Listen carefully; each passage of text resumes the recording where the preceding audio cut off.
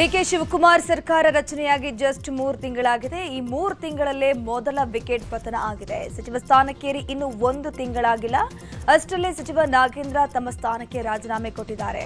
ದೆಹಲಿಯಿಂದ ಬರ್ತಾ ಇದ್ದಂತೆ ಸುದ್ದಿಗೋಷ್ಠಿ ನಡೆಸಿದ ನಾಗೇಂದ್ರ ತಮ್ಮ ರಾಜೀನಾಮೆಯ ನಿರ್ಧಾರವನ್ನು ಘೋಷಿಸಿದ್ರು.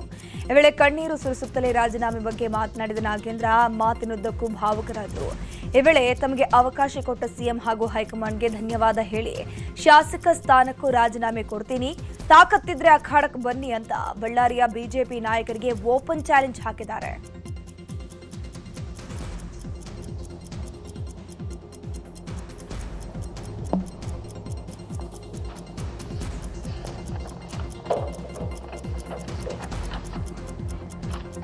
ಇದು ನನ್ನ ಬ್ಲಾಕ್ ಮೇಲ್ ತಂತ್ರಗಾರಿಕೆ ಅಲ್ಲ. ಇನ್ನು ಸಿಬಿಐ ಹಾಗೂ ಇಡಿ ದಾಳಿ ಬಗ್ಗೆಯೂ ಮಾತನಾಡಿದ ನಾಗೇಂದ್ರ, ನನ್ನ ಮೇಲೆ ಮತ್ತೆ ಇಡಿ ಸಿಬಿಐ ಬಿಡಬಹುದು, ಆದ್ರೆ ನಾನು ಇದಕ್ಕೆಲ್ಲ ಹೆದರೋದಿಲ್ಲ. ಬಿಜೆಪಿ ಎದುರಿಸೋಕೆ ನನ್ನಂತಹ ಲಕ್ಷಾಂತರ ನಾಗೇಂದ್ರರಿದ್ದಾರೆ. ನ್ಯಾಯಾಲಯದಲ್ಲಿ ಜಯ ಸಿಗತ್ತೆ ಅನ್ನೋ ನಂಬಿಕೆ ನನಗಿದೆ. ನೀಚ್ ಕೆಲಸಕ್ಕೆ ಮುಂದಾಗಿರುವಂತಹ ಬಿಜೆಪಿಯವರಿಗೆ ಒಳ್ಳೆಯದಾಗೋದಿಲ್ಲ ಅಂತ ಕಿಡಿಕಾರಿದ್ರು. ಇದು ನನ್ನ ಬ್ಲಾಕ್ ಮೇಲ್ ತಂತ್ರಗಾರಿಕೆ ಅಲ್ಲ. ನನಗೊಂದು ಅವಕಾಶ ಕೊಡಿ. ನಾನು ಮಂತ್ರಿ ಸ್ಥಾನಕ್ಕೆ ಅಲ್ಲ, ನನ್ನ ಶಾಸಕ ಸ್ಥಾನಕ್ಕೂ ನಾನು ತ್ಯಾಗ ಮಾಡ್ತೀನಿ. ಬನ್ನಿ ಅಖಾಡದಲ್ಲಿ ಹೋಗೋಣ ಅಂತ. ಇದೇ ಮನುವಾದಿಗಳಿಗೆ ನಾನು ಚಾಲೆಂಜ್ ಮಾಡ್ತಾ ಇದ್ದೀನಿ, ಸವಾಲನ್ನು ಎತ್ತಾ ಇದ್ದೀನಿ. ಬನ್ನಿ ಜನತಾ ನ್ಯಾಯಾಲಯಕ್ಕೆ ಹೋಗೋಣ ಅಂತ. ನನ್ನ ಶಾಸಕ ಸ್ಥಾನಕ್ಕೂ ನಾನು ರಾಜೀನಾಮೆ ಮಾಡ್ತಾ ಇದ್ದೀನಿ. ನಮ್ಮ ಬಳ್ಳಾರಿ ಜಿಲ್ಲೆಯ ಸಲುವಾಗಿ ಇವತ್ತು ಸೋಕಾಲ್ ಲೀಡರ್ಸ್ ಆಗಿರುವಂತ ಇವತ್ತು ಬಿಜೆಪಿ ನಾಯಕರಿಗೆ ನಾನು ಸವಾಲನ್ನು ಎತ್ತಾ ಇದ್ದೀನಿ. ನಿನಗೆ ತಾಕತ್ತಿದ್ರೆ ನಮ್ಮ ಪಕ್ಷವನ್ನು ಎದುರಿಸ್ರಿ, ನೋಡ್ತೀವಿ ನಾವು. ನಮ್ಮ ಕಾಂಗ್ರೆಸ್ ಪಕ್ಷವನ್ನು ಎದುರಿಸ್ರಿ. ಒಂದು ಸುಳ್ಳನ್ನು ಇಟ್ಕೊಂಡು ತಾವು ಪಾದಯಾತ್ರೆ ಮಾಡ್ಕೊಂಡು ಬರ್ತಾ ಇದ್ರಲ್ಲ ಸ್ವಾಮಿ. ನಮ್ಮ ಮುಗ್ಧ ಜನರು ಯಾರು ಕೂಡ ಮುಗ್ಧರಿಲ್ಲ. ಇವಾಗ ತಮ್ಮ ಗೊಡ್ಡು ಬೆದರಿಕೆಗೆ ಯಾರು ಬೆದರೋದಿಲ್ಲ. ಇವತ್ತೇನು ಇನ್ನೊಂದು ಕೇಸ್ ಮಾಡ್ಬೋದು ನನ್ನ ಮೇಲೆ, ಇಡಿ ಸಿಬಿಐ ಮತ್ತೆ ಬಿಡ್ಬೋದು. ಅವರು ಎದುರಲ್ಲ ಸ್ವಾಮಿ. ನನ್ನಂತ ನಾಗೇಂದ್ರಗಳು ಲಕ್ಷ ಜನ ಇದ್ದಾರೆ ನಮ್ಮ ಬಳ್ಳಾರಿಯಲ್ಲಿ. ಬನ್ನಿ ನೋಡೋಣ ಅಂತ. ಇವತ್ತೇನು ರೆಡ್ಡಿ ರಾಮುಲು ಅಂತೇಳಿ ಬಲಿಷ್ಠರು ಬಿಜೆಪಿಯಲ್ಲಿ ಕುತಂತ್ರಿಗಳಂತೇಳಿ ನೀವು ಹೇಳ್ತಾ ಇದ್ರಲ್ಲ, ತಮ್ಮ ಕುತಂತ್ರದಿಂದ ನನಗೆ ಏನ್ ಮಾಡಿದ್ರಿ ಅಂತೇಳಿ ನನಗೆ ನೋವಿದೆ. ನನಗೆ ರಾಮುಲು ಅಣ್ಣ ಬಾ ಅಣ್ಣ, ನೀನೇ ಬಾ. ನಾನು ಹಗರಣ ಮಾಡಿಬಿಟ್ಟಿದ್ದೀನಿ. 187 ಕೋಟಿ ಯಾರ್ಯಾರಿಗೋ ಕೊಟ್ಟಿದ್ದೀನಿ. ರಾಹುಲ್ ಗಾಂಧೀಜಿ ಅವ್ರ ಮನೆಗೆ ಕಳಿಸಿದ್ದೀನಿ, ಇನ್ನೊಬ್ಬರು ಕಳಿಸಿದ್ದೀನಿ ಅಂತ ಹೇಳ್ತೀಯಲ್ಲಪ್ಪ. ಬಾ ನ್ಯಾಯಾಲಯಕ್ಕೆ ಹೋಗೋಣ ಬಾಪ್ಪ, ಜನತಾ ನ್ಯಾಯಾಲಯಕ್ಕೆ. ಪಕ್ಕದಲ್ಲಿ ಯಾರ್ಯಾರಿಗೋ ನಿಂತು ಚೀಟಿಗಳು ಕೊಡೋದಲ್ಲ. ಇದನ್ನ ಹೇಳಿ ಅದನ್ನ ಹೇಳಿ ಇಲ್ಲ ಸಲ್ಲದನ್ನ ಹೇಳಿ ಅಂತೇಳಿ ನಾನು ಅಖಾಡ ಕೀಳಿಲಿಕ್ಕೆ ನಾನು ರೆಡಿ ಇದ್ದೀನಿ. ಇನ್ನು ನಾಗೇಂದ್ರ ರಾಜೀನಾಮೆ ಬಗ್ಗೆ ಮಾತನಾಡಿದ ಸಿಎಂ ಡಿಕೆ ಶಿವಕುಮಾರ್, ನಾಗೇಂದ್ರ ಮನಸ್ಸಿಗೆ ಭಾರಿ ನೋವಾಗಿದೆ. ಅವರು ನಿರಪರಾಧಿ, ಆದರೆ ಬಿಜೆಪಿಯವರು ಅವರನ್ನ ಅಪರಾಧಿ ಸ್ಥಾನದಲ್ಲಿ ಕೂರಿಸಿದ್ದಾರೆ. ನಾಗೇಂದ್ರರನ್ನ ನಡು ನೀರಲ್ಲಿ ಕೈ ಬಿಡಲ್ಲ. ಮುಂದೆ ಏನ್ ಮಾಡಬೇಕು ಅಂತ ಪಕ್ಷ ತೀರ್ಮಾನ ಮಾಡುತ್ತೆ. 4 ಬಾರಿ ಗೆದ್ದವನ ಜೊತೆಗೆ ಬಿಜೆಪಿ ನಡೆದುಕೊಂಡ ರೀತಿ ಸರಿಯಲ್ಲ. ಒಬ್ಬ ನಿಷ್ಠಾವಂತ ಕಾರ್ಯಕರ್ತ ಪಕ್ಷಕ್ಕೆ ಮುಜುಗರ ಆಗಬಾರದು ಅಂತ ತೆಗೆದುಕೊಂಡಂತಹ ನಿರ್ಧಾರ ಇದು ಅಂತಂದ್ರು. ಒಂದೇ ವಿಚಾರಕ್ಕೆ 2 ಬಾರಿ ರಾಜೀನಾಮೆ ಯಾರು ಕೊಟ್ಟಿದ್ದಾರೆ ಈ ದೇಶದಲ್ಲಿ ಅಂತಂದರೆ ಸುಳ್ಳು ಆರೋಪಕ್ಕೆ. ಇವತ್ತು ನನ್ನ ಸಹೋದ್ಯೋಗಿ ನಾಗೇಂದ್ರರವರು ಪಕ್ಷಕ್ಕೋಸ್ಕರ ನಾನು ಯಾವಾಗಲೂ ಹೇಳ್ಕೊಂಡು ಬಂದೆ, ಎಲ್ಲ ತ್ಯಾಗಕ್ಕೂ ಅವರು ಬದ್ಧರಾಗಿದ್ದಾರೆ ಅಂತೇಳಿ. ಅವರು ಅದನ್ನು ಇವತ್ತು ಪ್ರೂವ್ ಮಾಡಿದ್ದಾರೆ. ನನಗೆ ವಿಶ್ವಾಸ ಇದೆ ಆದಷ್ಟು ಜಲ್ದಿ ಅವರು ಆರೋಪದಿಂದ ಮುಕ್ತ ಆಗ್ತಾರೆ ಅಂತ. ಒಬ್ಬ ದಲಿತನ ಮೇಲೆ ದಬ್ಬಾಳಿಕೆ ಮಾಡಿ ಸುಳ್ಳನ್ನೇ ಒಂದು ದೊಡ್ಡ ಮನೆದೇವರು, ಸುಳ್ಳೇ ಮನೆದೇವರು. ನಮ್ಮ ಸಿದ್ದರಾಮಯ್ಯ ಸಾಹೇಬ್ ಹೇಳ್ತಾ ಇದ್ರು, ಅವ್ರದ್ದು ಸುಳ್ಳೇ ಮನೆದೇವರು ಅಂತ. ಬಿಜೆಪಿಯವರು ದಡ್ದವರು. ಅದು ಗೆಲುವನ್ನ ಅದು. ಇನ್ನು ಇದೇ ವಿಷಯವಾಗಿ ಮಾತನಾಡಿದ ಕೆಪಿಸಿಸಿ ಅಧ್ಯಕ್ಷ ಬಿಕೆ ಹರಿಪ್ರಸಾದ್, ಪ್ರಬಲ ನಾಯಕ ಅನ್ನೋ ಕಾರಣಕ್ಕೆ ಷಡ್ಯಂತರ ಮಾಡಿದ್ದಾರೆ. ಇದು ಪಕ್ಷಗಳ ಷಡ್ಯಂತರದ ಗೆಲುವು. ಇದಕ್ಕೆ ಜನ ತಕ್ಕ ಉತ್ತರ ಕೊಡ್ತಾರೆ. ದುರ್ಬಲ ವರ್ಗದವರು ಅಂತ ಹೇಳಿ ಹೀಗೆ ಮಾಡಿದ್ದಾರೆ. ಶಾಸಕ ಸ್ಥಾನಕ್ಕೆ ರಾಜೀನಾಮೆ ಕೊಡೋ ಬಗ್ಗೆ ತಿಳುವಳಿಕೆ ಹೇಳ್ತೀನಿ ಅಂತಂದ್ರು. ಮಂತ್ರಿ ಸ್ಥಾನಕ್ಕೆ ರಾಜೀನಾಮೆ ನೀಡ್ತಾ ಇದ್ದಂತೆ ನಾಗೇಂದ್ರ ಸೀದಾ ಹೋಗಿದ್ದು ಸಿಎಂ ಡಿಕೆ ಶಿವಕುಮಾರ್ ನಿವಾಸಕ್ಕೆ.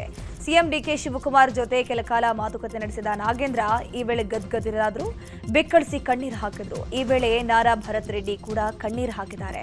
ನಾಗೇಂದ್ರ ಅವರನ್ನ ಸಮಾಧಾನ ಪಡಿಸಿದ ಸಿಎಂ ಡಿಕೆ ಶಿವಕುಮಾರ್ ಕ್ಷೇತ್ರದ ಅನುದಾನ, ಜಿಲ್ಲಾ ವಿಚಾರದಲ್ಲಿ ಹೆಚ್ಚಿನ ಪ್ರಾತಿನಿಧ್ಯ ಕೊಡುವುದಾಗಿ ಭರವಸೆಯನ್ನ ಕೊಟ್ಟಿದ್ದಾರೆ. ಸಮುದಾಯದಲ್ಲಿ ಏನೇ ಇದ್ರೂ ತಮ್ಮ ಮೂಲಕವೇ ನಡೆಸುವುದಾಗಿ ವಿಶ್ವಾಸ ಕೊಟ್ಟಿದ್ದಾರಂತೆ. ಅಲ್ಲದೆ ಶಾಸಕ ಸ್ಥಾನಕ್ಕೆ ರಾಜೀನಾಮೆ ನೀಡದಂತೆಯೂ ಸಲಹೆಯನ್ನ ಕೊಟ್ಟಿದ್ದಾರೆ ಎನ್ನಲಾಗುತ್ತಿದೆ. ಸಚಿವ ಸ್ಥಾನಕ್ಕೆ ರಾಜೀನಾಮೆ ನೀಡಿದ ನಾಗೇಂದ್ರ ಮಾತಿನ ಉದ್ದಕ್ಕೂ ವಿಪಕ್ಷಗಳ ವಿರುದ್ಧ ಗುಡುಗಿದ್ರು. ಹೀಗಾಗಿ ಬಿಜೆಪಿಯ ನಾಯಕರು ನಾಗೇಂದ್ರ ಮಾಡಿದ ಆರೋಪದ ಬಗ್ಗೆ ರಿಯಾಕ್ಷನ್ ಕೊಟ್ಟಿದ್ದಾರೆ. ಶಿವಮೊಗ್ಗದಲ್ಲಿ ಮಾತನಾಡಿದ ಬಿಜೆಪಿಯ ರಾಜ್ಯಾಧ್ಯಕ್ಷ ಬಿವೈ ವಿಜಯೇಂದ್ರ, ನಾಗೇಂದ್ರ ರಾಜೀನಾಮೆ ನೀಡಿದ್ದನ್ನ ನಾನು ಸ್ವಾಗತಿಸೋದಿಲ್ಲ. ಯಾಕಂದ್ರೆ ಇಂಥ ಆರೋಪ ಹೊತ್ತವರನ್ನ ಸಂಪುಟಕ್ಕೆ ಸೇರಿಸಿಕೊಂಡಿದ್ದೇ ತಪ್ಪು. ಪರಿಶಿಷ್ಟ ಸಮುದಾಯಕ್ಕೆ ಮೀಸಲ್ಪಟ್ಟಂತಹ ಹಣವನ್ನ ದುರ್ಬಳಕೆ ಮಾಡಿದ್ದಾರೆ. ಈ ಹಣ ವಾಪಸ್ ಬರಬೇಕು. ಹೀಗಾಗಿ ಪಾದಯಾತ್ರೆ ಮಾಡೇ ಮಾಡ್ತೀವಿ ಅಂತಂದ್ರು. ಸೆಪ್ಟೆಂಬರ್ 1ನೇ ತಾರೀಕು ರಾಯಚೂರು ಜಿಲ್ಲೆಯ ಲಿಂಗಸೂರಿಂದ ಬಳ್ಳಾರಿವರೆಗೂ ನಮ್ಮ ಪಾದಯಾತ್ರೆ ಯಾವ್ಯಾವ ವಿಚಾರಗಳನ್ನ ಇಟ್ಕೊಂಡಿದ್ವಿ. ಮೊದಲ ವಿಚಾರವಿದ್ದು ನಾಗೇಂದ್ರ ಅವರು ಕ್ಯಾಬಿನೆಟ್ ಇಂದ ಕೈ ಬಿಡಬೇಕು ಮಾನ್ಯ ಮುಖ್ಯಮಂತ್ರಿಗಳು. ನಾಗೇಂದ್ರ ಅವರು ಒಪ್ಪ ಸಹಜವಾಗಿ ಅವ್ರು ನೋವಾಗ್ತದೆ, ಸಾಕಷ್ಟು ವಿಚಾರಗಳನ್ನ ಹೇಳಿದ್ದಾರೆ, ಸವಾಲುಗಳನ್ನು ಕೂಡ ಹಾಕಿದ್ದಾರೆ.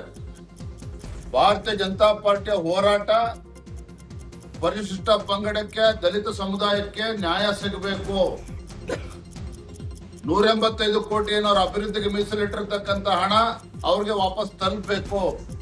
ಹಾಗಾಗಿ ಎಲ್ಲ ವಿಚಾರಗಳನ್ನ ಹಿಡ್ಕೊಂಡು ಭಾರತೀಯ ಜನತಾ ಪಾರ್ಟಿ ಪಾದಯಾತ್ರೆ ನಂಬ್ಕೊಂಡಿರ್ತಕ್ಕಂಥದ್ದು ಯಾವುದೇ ಕಾರಣಕ್ಕೂ. ಇನ್ನು ವಿಜಯೇಂದ್ರ ಬಳಿಕ ಮಾತನಾಡಿದ ಸಿಟಿ ರವಿ, ಹಗರಣದ ಪ್ರಮುಖ ಆರೋಪಿಯನ್ನೇ ಸಚಿವರನ್ನಾಗಿ ಮಾಡಿದ್ಯಾಕೆ? ಇದೀಗ ನಾಗೇಂದ್ರ ನನಗೆ ಒಂದೇ ಒಂದು ರೂಪಾಯಿಯೂ ಬಂದಿಲ್ಲ ಅಂತ ಹೇಳ್ತಿದ್ದಾರೆ. ಆದರೆ ಯಾರ ಖಾತೆಗೆ ಹೋಗಿದೆ ಅನ್ನೋದು ಇಡಿಗೆ ಗೊತ್ತಿದೆ. ಕಟ್ಟಿಕೊಂಡವರು ಹಾಗೂ ಇಟ್ಟುಕೊಂಡವರ ಖಾತೆಗೆ ಹಣ ಹೋಗಿದ್ದು ಬಹಿರಂಗವಾಗಿದೆ ಅಂತ ಟಾಂಗ್ ಕೊಟ್ಟರು. ರಾಜ್ಯದ ಜನತೆಗೆ ಕಾಂಗ್ರೆಸ್ ಸ್ಪಷ್ಟಪಡಿಸಬೇಕು, ಮುಖ್ಯಮಂತ್ರಿಗಳು ಸ್ಪಷ್ಟಪಡಿಸಬೇಕು. ಭ್ರಷ್ಟಾಚಾರದ ಆರೋಪ ಹೊತ್ತಿದ್ದಂತ ನಾಗೇಂದ್ರ ಅವ್ರನ್ನ ಪುನಃ ಮಂತ್ರಿ ಮಾಡಿದ್ಯಾಕೆ ಅಂತ ಮಂತ್ರಿ ಮಾಡುವ ಅನಿವಾರ್ಯತೆ ಇತ್ತೆ. ಮತ್ತೆ ನನ್ನ ಹೆಸರಿಗೆ ಒಂದ್ ರೂಪಾಯಿ ಬಂದಿಲ್ಲ ಅಂತ ಹೇಳ್ತಾ ಇದ್ದೀರಿ. ಇಡಿ ಕೆಲವು ಅಂಶಗಳನ್ನ ಈಗಾಗಲೇ ಸಂಗ್ರಹಿಸಿದೆ. ಅಲ್ಲಿ ಕಟ್ಕೊಂಡವ್ರ ಖಾತೆಗೂ ಹೋಗಿದೆ, ಇಟ್ಕೊಂಡವ್ರ ಖಾತೆಗೂ ಹೋಗಿದೆ. ಅದನ್ನ ಇಡಿ ಹೇಳುತ್ತೆ. ಯಾರ್ಯಾರನ್ನ ಇಟ್ಕೊಂಡಿದ್ರು, ಯಾರ್ಯಾರನ್ನ ಕಟ್ಕೊಂಡಿದ್ರು ಅನ್ನೋದನ್ನ ಇಡಿ ಹೇಳುತ್ತೆ. ಎಲ್ಲಾ ಖಾತೆಗೂ ಹಣ ಹೋಗಿದೆ, ಈ ಎಲ್ಲದಕ್ಕೂ ಹಣ ಹೋಗಿದೆ. ಅದನ್ನ ನಾವು ಹೇಳಿದ್ರೆ ಸರಿ ಹೋಗಲ್ಲ, ಅದನ್ನ ಸಿಬಿಐ ಮತ್ತು ಇಡಿ ಹೇಳಿದ್ರೆ ಅದು ಸರಿ. ನಾಗೇಂದ್ರ ರಾಜೀನಾಮೆ ಬಗ್ಗೆ ತುಮಕೂರಲ್ಲಿ ಮಾತನಾಡಿದ ಕೇಂದ್ರ ಸಚಿವ ವಿ ಸೋಮಣ್ಣ, ನಾಗೇಂದ್ರ ರಾಜೀನಾಮೆಯನ್ನು ಸ್ವಾಗತಿಸ್ತೀನಿ. ವಿರೋಧ ಪಕ್ಷಗಳ ಭಾವನೆಗೆ ಸ್ಪಂದಿಸೋ ಕೆಲಸವಾಗಿದೆ. ನಾಗೇಂದ್ರಗೆ ಒಳ್ಳೆಯದಾಗಲಿ. ದಲಿತರು, ದೊಡ್ಡವರು, ಸವರ್ಣೀಯರು ಅನ್ನೋದನ್ನೆಲ್ಲ ತಲೆಯಿಂದ ತೆಗೆದು ಹಾಕಿ ಅಂತಂದ್ರು. ಒಂದು, ನಾನು ಅದನ್ನು ಸ್ವಾಗತಿಸ್ತೀನಿ. ಅವರು ಆರೋಪಿ, ಅಪರಾಧಿ ಆಗಿರಲಿಲ್ಲ. ಆದರೆ ರಾಜ್ಯ ಸರ್ಕಾರಕ್ಕೆ ತನ್ನದಾದಂಥ ಒಂದು ನಂಬಿಕೆ ಇರ್ತದೆ.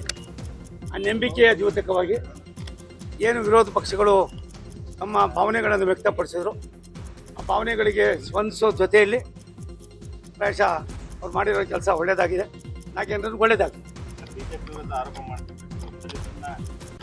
ಒಂದು ನೋಡಿ, ದಲಿತರು, ದೊಡ್ಡವರು, ಸುವರ್ಣೀಯರು ಅನ್ನೋದನ್ನ ನಮ್ಮ ತಲೆಯಿಂದ ತೆಗೆದಾಕಿ ರಾಜ್ಯ ಇದ್ದರೆ ನಾವು ಒಂದು, ನಾನು ನಾಗೇಂದ್ರ ರಾಜೀನಾಮೆ ಕೊಡ್ತಾ ಇದ್ದಂತೆ ಬೆಂಬಲಿಗರು ಆಕ್ರೋಶ ಹೊರಹಾಕಿದ್ದಾರೆ. ಬಳ್ಳಾರಿಯ ನೆಹರು ಕಾಲೋನಿ ಮನೆ ಮುಂದೆ ಘೋಷಣೆ ಕೂಗಿ ಕಿಡಿಕಾರಿದ್ದಾರೆ. ನಾಗೇಂದ್ರ ಅವರ ರಾಜೀನಾಮೆಯನ್ನ ಅಂಗೀಕಾರ ಮಾಡಬಾರದು ಅಂತ ಒತ್ತಾಯಿಸಲಾಯಿತು. ನಾಗೇಂದ್ರರ ಬೆಳವಣಿಗೆ ಸಹಿಸದೆ ಈ ರೀತಿ ಕುತಂತ್ರ ಮಾಡಿದ್ದಾರೆ. ನಾಗೇಂದ್ರ ಶಕ್ತಿ ಜನಾರ್ದನ್ ರೆಡ್ಡಿ, ಶ್ರೀರಾಮುಲುಗೂ ಗೊತ್ತು. ರಾಜಕೀಯದಲ್ಲಿ ನಾಗೇಂದ್ರ ಕಂಟಕ ಆಗ್ತಾರೆ ಅಂತ ಈ ರೀತಿ ಮಾಡಿದ್ದಾರೆ ಅಂತ ಆಕ್ರೋಶ ವ್ಯಕ್ತಪಡಿಸಿದ್ದಾರೆ. ಜನಾರ್ದನ್ ರೆಡ್ಡಿಗೆ, ಜನಾರ್ದನ್ ರೆಡ್ಡಿಗೆ, ದಲಿತ ವಿರೋಧಿ ಬಿಜೆಪಿ ಪಾರ್ಟಿಗೆ. ಏನ್ ಬಿಜೆಪಿ ಅವರು ಇದಾರಲ್ಲ, ನಮ್ಮ ವಾಲ್ಮೀಕಿ ಸಮುದಾಯನೇ ಟಾರ್ಗೆಟ್ ಮಾಡಿ ಮಾಡ್ತಾ ಇದಾರೆ. ಆಕ್ಚುಲ್ ಆಗಿ ನಮ್ಮ ವಾಲ್ಮೀಕಿ ಸಮುದಾಯ ಅಂದ್ರೆ ಅವ್ರ ಬಿಜೆಪಿ ಅವರಿಗೆ ಬಹಳ ಇದು. ಅದಕ್ಕೆ ಸುಮ್ಮನೆ ಇದ್ದ ನಮ್ಮ ದಲಿತರಂತೇಳಿ ದಲಿತ ಜನಾಂಗನ ಟಾರ್ಗೆಟ್ ಮಾಡಿ ಇದು ಮಾಡ್ತಾ ಇದ್ದಾರೆ. ಆ್ಯಕ್ಚುಲಾಗಿ ವಿಜಯೇಂದ್ರ ಏನು ದೊಡ್ಡ ಚಾಚನೆ, ಅವ್ರ ಅಪ್ಪನ ಸೈನೇ 4-0 ಮಾಡಿ ಇದು ಮಾಡಿದವರು. ಅಂಥವ್ರಿಗೇನೆ ಇದು ಗಣಿ ಲೂಟಿ ಮಾಡಿ ಎಲ್ಲರೂ ಕಳ್ಳರೆ. ಈ ಕಳ್ಳರನ್ನ ಇಟ್ಕೊಂಡು ದೊಡ್ಡ ಕಳ್ಳರು ಇದು ಮಾಡ್ತಾ ಇದ್ದಾರೆ. ನಾಗೇಂದ್ರ ಅಣ್ಣನ ಬಗ್ಗೆ ಆರೋಪ ಮಾಡ್ತಾ ಇದ್ದಾರೆ.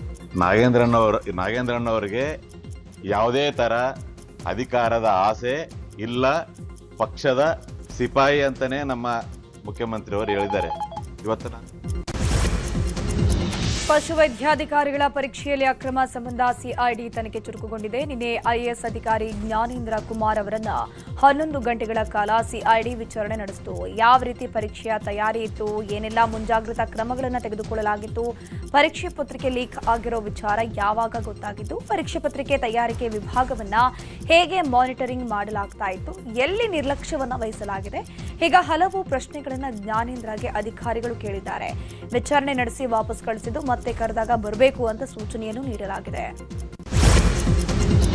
ಸಿಎಂ ಡಿಕೆ ಶಿವಕುಮಾರ್ ಮೈಸೂರು ಜಿಲ್ಲಾ ಪ್ರವಾಸವನ್ನ ಕೈಗೊಂಡಿದ್ದಾರೆ. ಬೆಳಗ್ಗೆ 11 ಗಂಟೆಗೆ ಹಳೆ ಡಿಸಿ ಕಚೇರಿ ಬಳಿಯ ಓವಲ್ ಗ್ರೌಂಡ್ಗೆ ಹೆಲಿಕಾಪ್ಟರ್ ಮೂಲಕ ಆಗಮಿಸಲಿದ್ದಾರೆ. ಅಲ್ಲಿಂದ ನೇರವಾಗಿ ಚಾಮುಂಡಿ ಬೆಟ್ಟದ ತಪ್ಪಲಲ್ಲಿರುವಂತಹ ಸುತ್ತೂರು ಮಠಕ್ಕೆ ಭೇಟಿ ನೀಡಿ ರಾಜೇಂದ್ರ ಶ್ರೀಗಳ 111ನೇ ಜಯಂತಿ ಕಾರ್ಯಕ್ರಮದಲ್ಲಿ ಭಾಗಿಯಾಗಲಿದ್ದಾರೆ.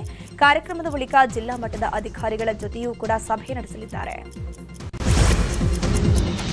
ಇಂದು ಕೇಂದ್ರ ರೈಲ್ವೆ ಹಾಗೂ ಜಲಶಕ್ತಿ ರಾಜ್ಯ ಖಾತೆ ಸಚಿವರಾದ ವಿ ಸೋಮಣ್ಣ ಕೋಲಾರ ಪ್ರವಾಸವನ್ನು ಹಮ್ಮಿಕೊಂಡಿದ್ದಾರೆ.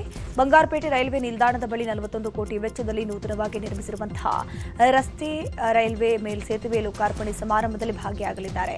ಬೆಳಗ್ಗೆ 11 ಗಂಟೆಗೆ ಬೆಂಗಳೂರಿನಿಂದ ರೈಲಿನಲ್ಲಿ ಆಗಮಿಸಲಿದ್ದಾರೆ.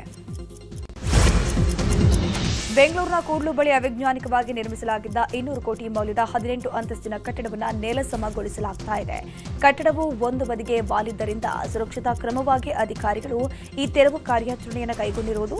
ಶಬ್ದ ಮಾಲಿನ್ಯ ಆಗದಂತೆ ಸುತ್ತಮುತ್ತಲೂ ಕಟ್ಟಡ ಮತ್ತು ನಿವಾಸಿಗಳಿಗೆ ಸಣ್ಣ ಹಾನಿಯಾಗದಂತೆ ತೆರವು ಕಾರ್ಯಾಚರಣೆ ನಡೆಸುವುದಾಗಿ ಎಸ್ಎನ್ಎನ್ ರಾಜ್ಯ ಸಂಸ್ಥೆ ನಿರ್ದೇಶಕ ಅನೂಜ್ ಸಂಜಯ್ ಜೈನ್ ತಿಳಿಸಿದ್ದಾರೆ.